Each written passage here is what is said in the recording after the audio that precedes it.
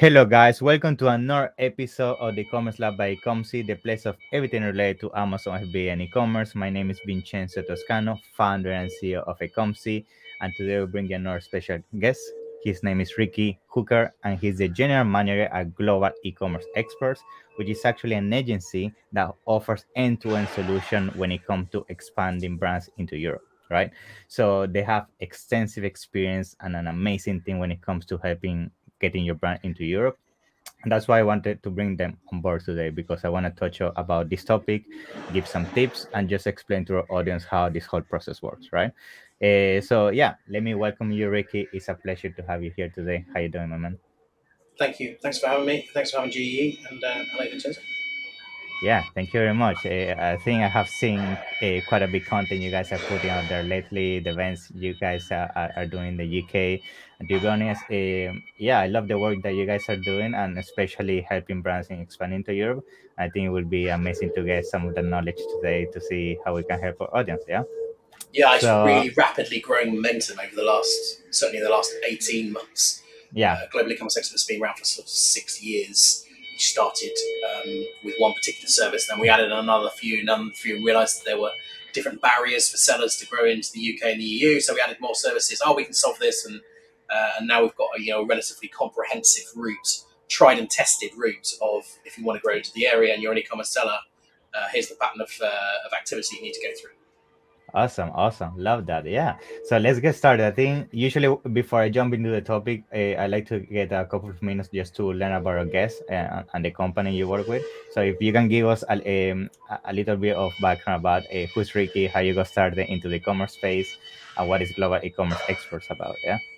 Sure, yeah. So, yeah, as I mentioned, Global E-commerce Experts has been around for 6 years and was born from a group of sellers that were encountering specific issues in Mm-hmm. expanding their business overseas. Impending Brexit coming up within a few years, obviously it was a few years ago now, but with under the kind of dark cloud of Brexit splitting the United Kingdom with the European Union, and was born from broadly a tax compliance requirement from the beginning. Okay. Getting VAT compliance Mm-hmm. and VAT numbers and things in other countries to allow them to participate on Amazon's PAYONEER program. Nowadays things are a lot more sophisticated. Amazon has its own tax compliance service for some sellers, Mm-hmm. suitable for everybody. But beyond that, there was a realization that actually there were other challenges to overseas sellers when it came to getting set up into the UK and the EU. Primarily, where do I put my stock? So 3PL Mm-hmm. services. How do I get my stock back if it gets returned? In terms of those fulfillment, reworks, returns type things, and then moving on from there, the other compliance based things, product compliance, label compliance. We can touch on that later on. Awesome. And how do I convert to this new region? Maybe different languages, listing optimization in different countries. Somebody who's kind of got my back Yeah. in growing my e-commerce business in another region. So the service has expanded out from that point. For myself, I've been in the business as a general manager here alongside the ownership group for 2 years, and I've come from 20 years of international trade, specifically with North America and Asia, outside of e-commerce and within building and setting up not on e-commerce platforms but B2C direct sales in e-commerce, specifically building US and Chinese-based trade. So I have a lot of experience and background in not just the 3PL part, but the marketplace launching, acclimatization to overseas trade, which takes some time for sellers, especially if Mm-hmm. you've only traded in one market, as Yes. an American, for instance. And so I joined a couple of years ago, beginning of the pandemic, to help the chief exec to continue with the growth trajectory of the business and to really get solidly behind the sellers that were being referred to us to help them Mm-hmm. grow. Very much enjoying being part of the successful expansion for these sellers. It's a hugely exciting space to be in right now, Yeah. in so far as the style and trade and the amount of expansion and the opportunity that exists for those sellers. So yeah, I'm living the dream in the most from that side of things. So. That's awesome. Yeah, thank you very much for the introduction. Yeah, I mean, your background is amazing. Yeah, I bet you have seen everything so far now when it comes to the e-commerce space, right?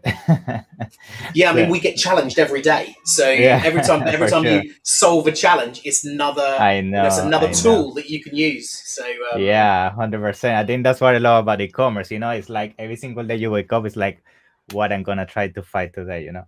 Yeah, exactly. Yeah, which fire is burning where? Yeah, 100%. Now let's jump into the topic, which is basically expanding to Europe. I think each single day sellers that currently, for example, in our markets like US and overseas, they see that the competition is growing and they start to see options outside the marketplace, right? Specifically the Americans, right? I work a lot with the US market and sellers in the US, and every single day they complain about the PPC being so expensive, finding solution to expand the brand outside of Amazon US, and the first thing that usually come to their mind is Amazon Europe, right? However, there's always those concerns about should I expand, should I not expand, and I think usually the first question that people ask themselves is, I'm ready to do this expansion or not, right? I think that definitely some things that you need to have in place, so certain volume that you should be managing before you do this jump. So I would like to start with that first question, and I know you work with a lot of brands and you help them decide if this is the right step for them or not.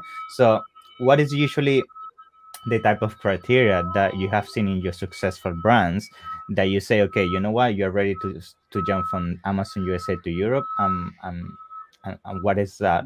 How does it look like? Yeah. Okay.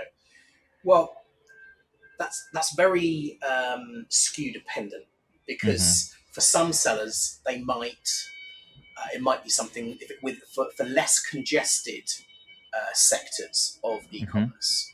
It might be something that's worth doing earlier. We said typically the first question we would ask a seller if they were, let's say they were an Amazon seller in the United States. The first question we'd ask is, have they started trading in Canada? That's normally the first step, because for a US seller, Canada is the first easiest foray into export sales, fundamentally.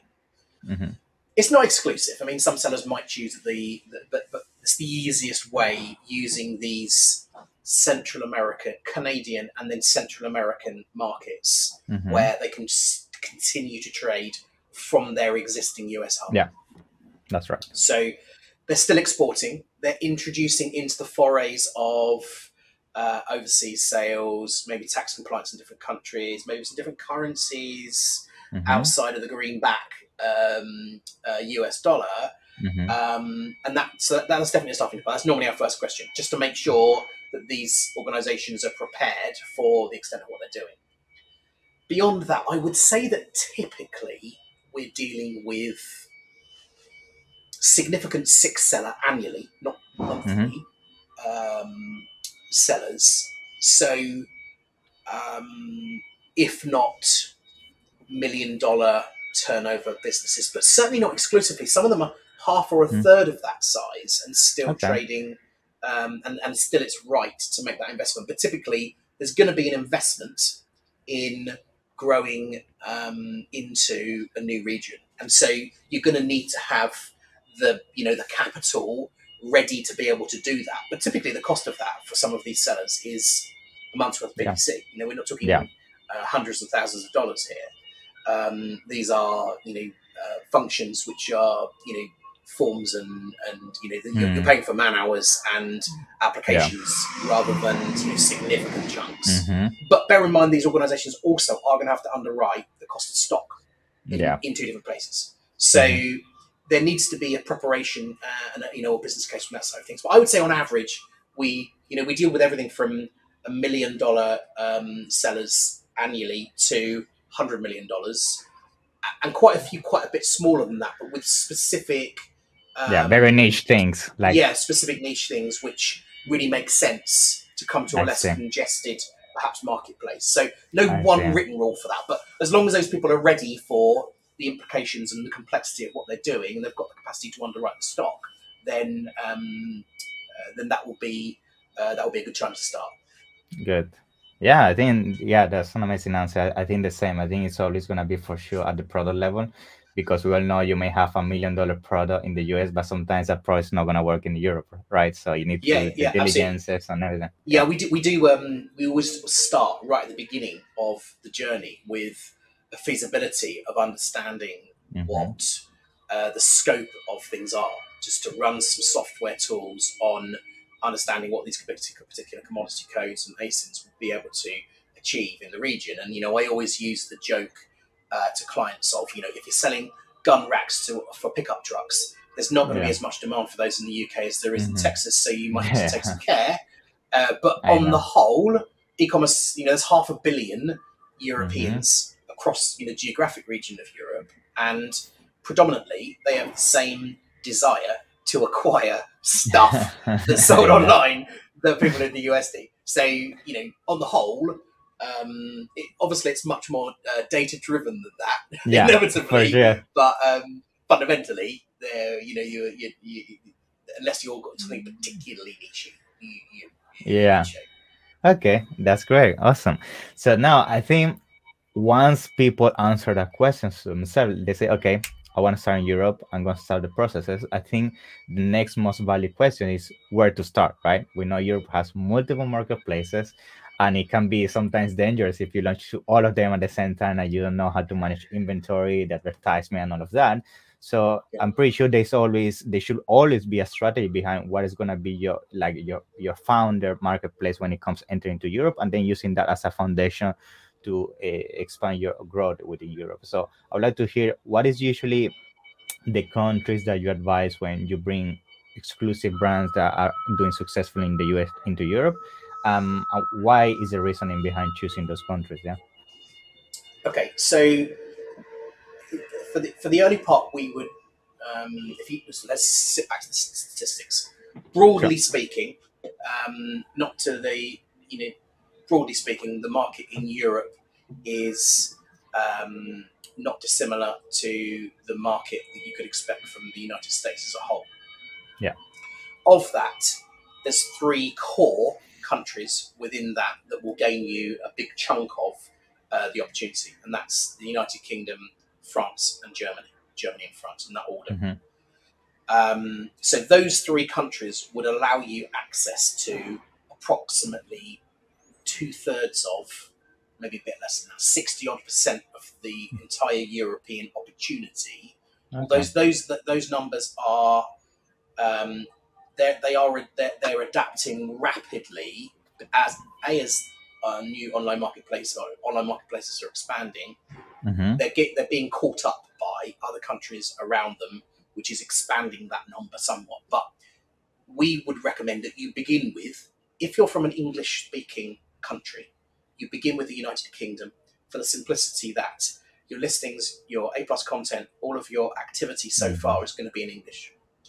So that represents the fastest route to actively being able to go live in a new nation. All you need is some currency support for British pounds, and to convert from that side of things. If you're staying, and the other big reason for that is that in the United Kingdom and in Germany in particular, Amazon is the dominant marketplace for selling. Yeah. And typically for an American seller, not so for a seller outside of Europe, we deal with a lot of sellers from Australia, Japan, China, and the Middle East. That's not necessarily the case. But for American sellers who have been selling perhaps almost exclusively on Amazon and Walmart, say, in the United States, the United Kingdom's familiar. There's a familiarity of language, there's a familiarity of marketplace, culture, seller central, vendor central. There's a familiar places.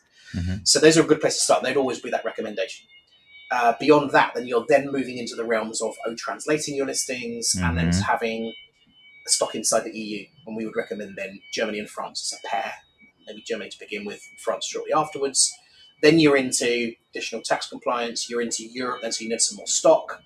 So that adds a degree of complexity. So that will be stage 2, France and Germany together. we would always recommend that those were sold and hubbed and shipped via the Netherlands. We happen to have a 3PL facility, as do most e-commerce 3PLs in the Netherlands. Reason is it's equidistant between those two countries. It has very good shipping links, very good logistics links. And there is a very, very, very rapidly growing e-commerce Amazon e-commerce marketplace in the Netherlands. Okay. So it adds an additional, because you need to be tax compliant, you need a tax number in that country as well. That one comes as a freebie. I see. So that's normally the kind of start set. And at that point, you could then decide if you want to join Amazon's Pan-EU program. Then you gain some more additional, if you're an Amazon seller, you'll be selling off Shopify and you need to do this yourself. But those hurdles then naturally, as for an Amazon seller, would mean that you would join the Pan-EU program, add some more tax numbers, and then you just inject your stock into Amazon's DCs within Germany or in France, and then they'll arrange for things to be on there. The sellers who are more than one marketplace, things get slightly more complicated initially, but of course, lots of advantages of setting off a marketplace later. Awesome. Yeah, I think it's something that you touched that is very important, and I bet a lot of people ask you, and they're always concerned is everything that has to do with compliance and VAT. And we don't know that UK is outside Europe after Brexit and everything. I'm pretty sure that different rules and the way you deal with inventory between UK and Europe. So usually, how is the transition? Let's say our customers from the US start in Amazon in the UK, right? And they start selling, everything starts going successfully. Then how they jump from the UK to Germany, to actually Germany or any country in Europe? Because I get that question a lot, and I know now there are extra steps due to Brexit and everything. So can you just briefly summarize how that works? Let's say they're already successfully launched in the UK. How they jump now from there to Europe because of Brexit situation? So in the shortest and most simplest form, there's a split of stock between those two geographic regions. Now that the United Kingdom has left the EU, the customs partnership of the European Union, that stock needs to be split. Now, that's not to say that you need to have twice the amount of stock, because you are spreading that stock about the marketplace, and there's various software tools that can help you, and indeed Amazon will help you to predict what stock needs to be in both of those places. But ostensibly, you need to have stock in both places, some stock in the UK and some stuff in the EU. 2 years ago, pre-Brexit, of course, you could have one set of stock. Yeah. So you need to distribute your European stock across the UK and the EU. It's the political change and the geographic part. So there's that piece. Then you've got inventory in those countries, of those particular regions. 30 stock in the UK, 230 stock in Europe. Sometimes that means shipping twice. Sometimes that means shipping once and cross-docking in one particular venue and moving the remainder into the other place. That does incur 2 sets of duty on imports, but typically that's cheaper than sending 2 containers to us. I see. If people are sending, if sellers are sending pallet loads of goods or the air freighting, that's not so much of a problem, because those goods can come to those particular places. So you work through the challenge of unraveling where your stock's going to go and how that's being distributed, with the advice of global e-commerce experts if you wanted to, from an account management perspective. Once that happens, then you're able to then trade in the entire breadth of the EU with the stock that's in the Netherlands, for instance. Or you could inject your stock, to start with, you can inject your stock directly into FBA in Germany if you're an Amazon seller.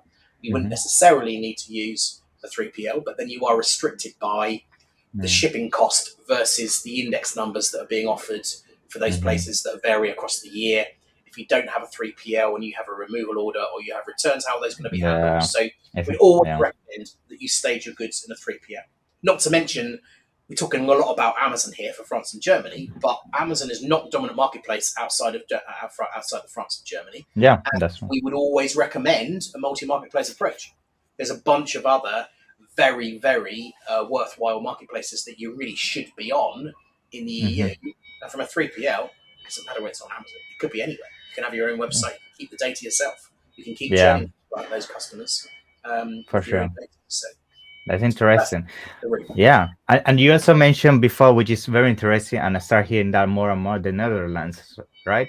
So I hear that Netherlands is very custom friendly in order to, have your expansion within Europe. So can you elaborate a little bit more on that? So how will you use Netherlands in this expansion? Will you use it as your hub to then have your inventory and expand among Europe, or why Netherlands is so important nowadays? I see as a step. Well, there's one key reason why the Netherlands is important, and that is Rotterdam. So Rotterdam is a key European port that's coupled with some of the most seamless import procedures. They've really got it dialed in the Netherlands. Their customs procedures, a really extensive, predominantly English speaking. So for overseas sellers, there's not this trickiness of and I have to say, the Germans and the French really are coming very, very, very swiftly behind. But the Netherlands is a very easy place for English-speaking sellers to trade. I see. Very slick custom procedures and a very, very slick logistics network outbound to both Germany and France. So those two pieces are important. And likewise, the tax procedure for the Netherlands is simplified by VAT deferment. So you can apply at the point of applying for your VAT number for that deferment, as you can in the UK and in France, but you can do this in the Netherlands, which means that when you bring your goods in, you don't have to pay that VAT at the point of customs. You don't have to pay that until actually the point that it leaves the country, if it's going to France or Germany, or so in all the time it's sitting in your 3PL, you don't have to pay that VAT until the point that it leaves. So, or it's sold ultimately.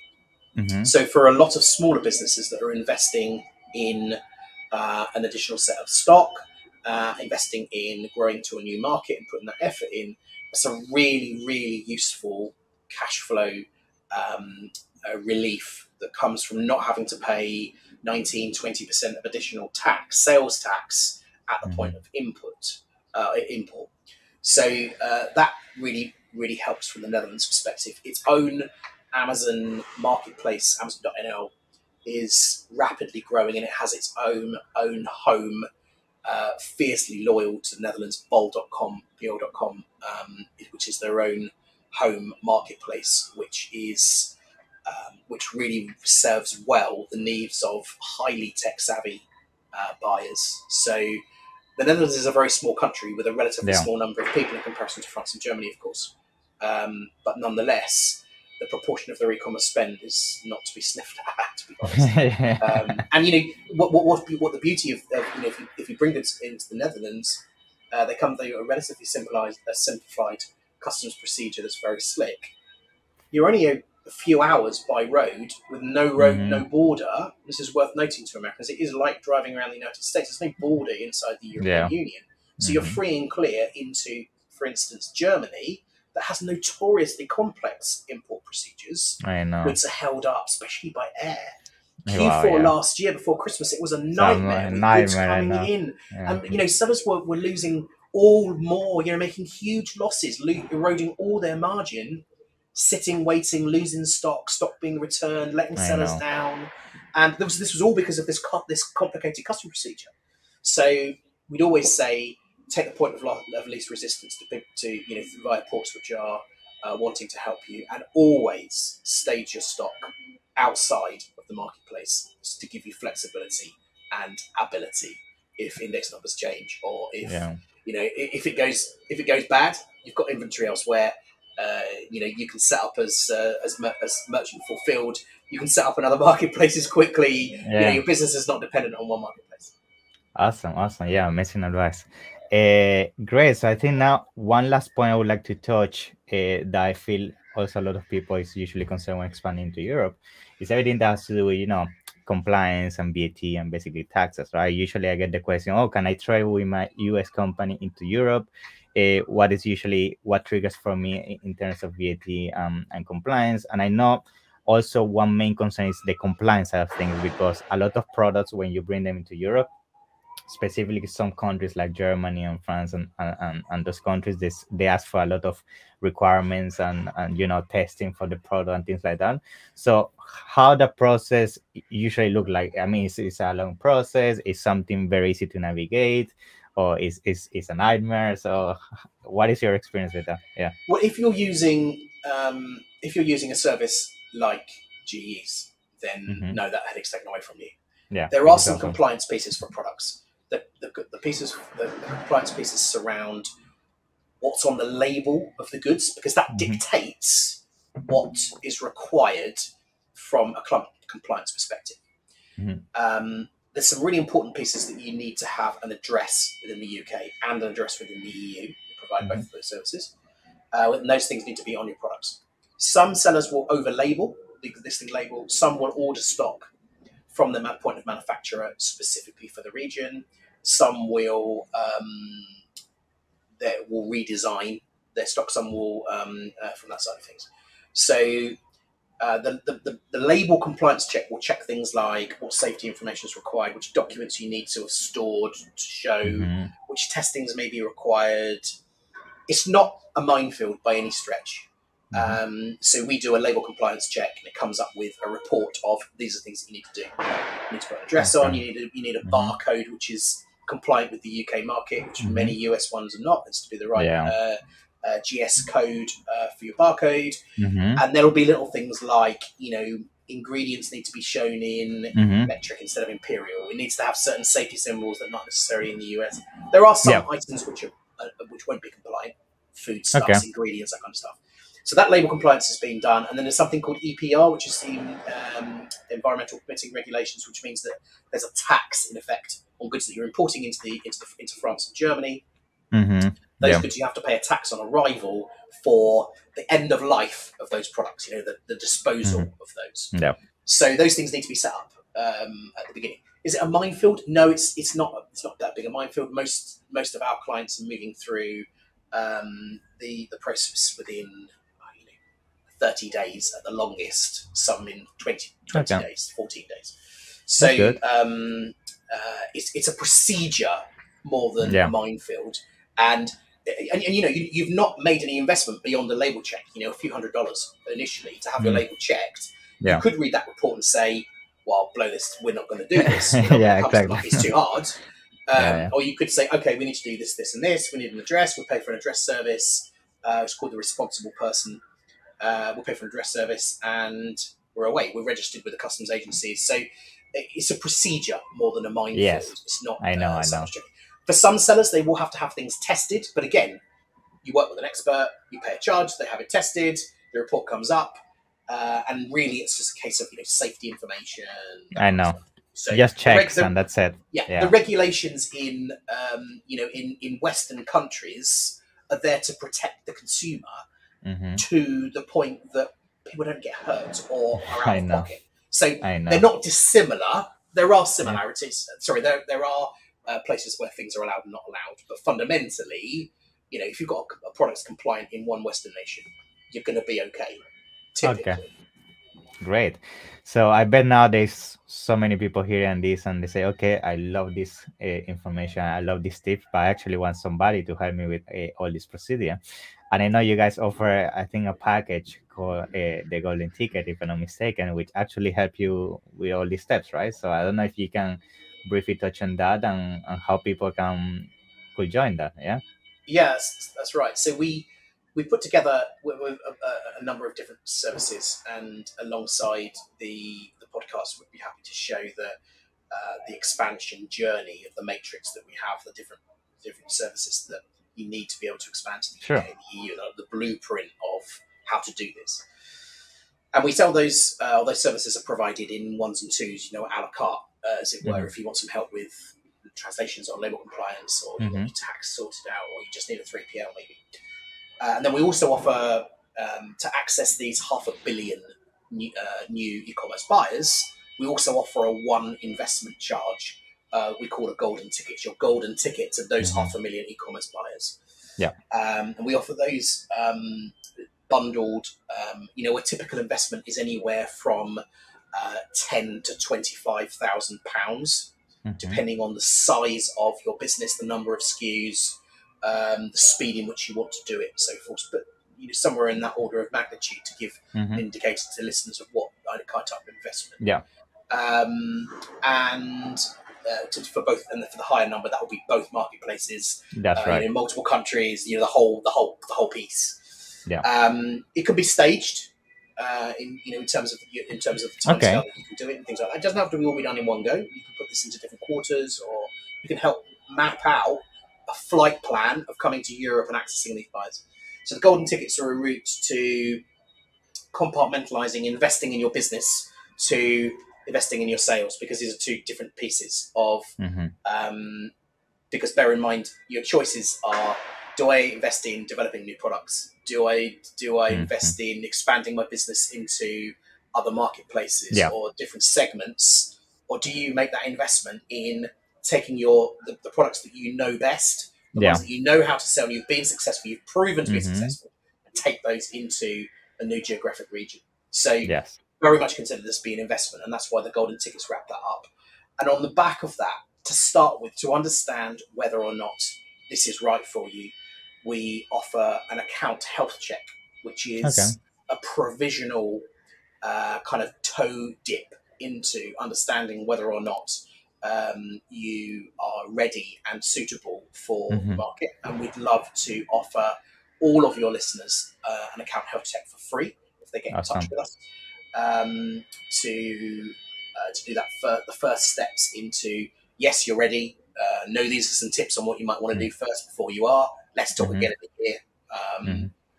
So we'd love to offer those to all of the listeners of this podcast. Thank to you. See if the European market is ready for them, as well as whether they're ready for it. Yeah, for sure. Yeah, I love that. Yeah, I think I was checking the whole offer, and I love the fact that you have everything that you need to expand to Europe, because when I talk to people, one of the struggles they always have is that they work with multiple people, one for taxes, one for compliance, one for imports, and then it becomes such a nightmare to put everything together that they just give up, right? And it's one of the first time I see a package so complete, so congrats on that. But yeah, I think it's an amazing option. I think for those brands that definitely have the capital, and as you mentioned, I know 25K might seem high, but when you compare against what you're already spending PPC, that some people already spend that on a monthly basis or even more, it's like it's just 1 month PPC, but it's going to give you access to 500,000.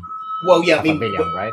Consider that our target for each of the sellers that join GE as clients, and it's interesting you say that, we like to have one point of contact. We like to have one name of somebody within our business that has your back to grow your business in the UK and the EU. And that person is challenged, and their performance indicators are only enacted to add 80% of their existing US sales or their existing home sales outside. This is not just about Americans. Add 80% of their sales in return for that investment. So knowing that most of these sellers are 7-figure annual sellers, and some of them are 8 figures and 9 figures, actually it's a relatively small investment. And there's different routes to the way in which that can be funded. It doesn't have to be in one go. As I say, these things can be staged, a longer trajectory to be able to make those things happen over a certain period of time. So, the opportunity is absolutely enormous. If you get your head around another way of saying, okay, the next 18 months, I've got a very realistic way of adding 80% to my top and bottom line. And this is the cost of that. For a lot of sellers, they'll look at that for a few seconds and think to themselves, well, there's a lot of things that I do that I spend quite a lot of money on. And the reality of the matter is they don't offer anything like that opportunity. So, yes, you're right. It's a chunk of money, but at the same time, it's a huge chunk of opportunity. I love that. I love that conclusion. Awesome, Riki. So I think that would make it for today's episode. I don't know if there is something else you want to add, any specific tip, anything, any last nugget, as they call it, that you want to add to today's episode.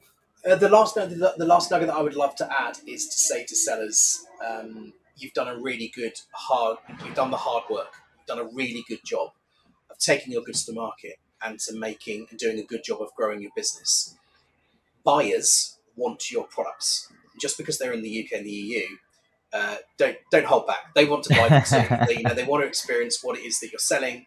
They want to experience the good job that you're doing and the high quality of service, the energy and the passion that you're putting into your business. So it's very easy to transfer those and to get some incredible reach. So just urge people to test the water with the UK and the EU with the same amount of energy as they've done at home. And if you do that, then they will come. Yeah, 100%. Awesome. So do you also want to share where people can find you, how people can get in touch with you guys in case they want to reach out? Hopefully we'll be able to put those in the comments in and around the software, but you can get in touch with us via, or you can drop us an email, expand@globalecomexperts.com, and we can talk to you about the mention e-commerce lab and Ecomcy. If you would like a free account health check, we'd be pleased to help with that part. And we can also help with beginning the process of talking you through your journey, whether that's now or in the future.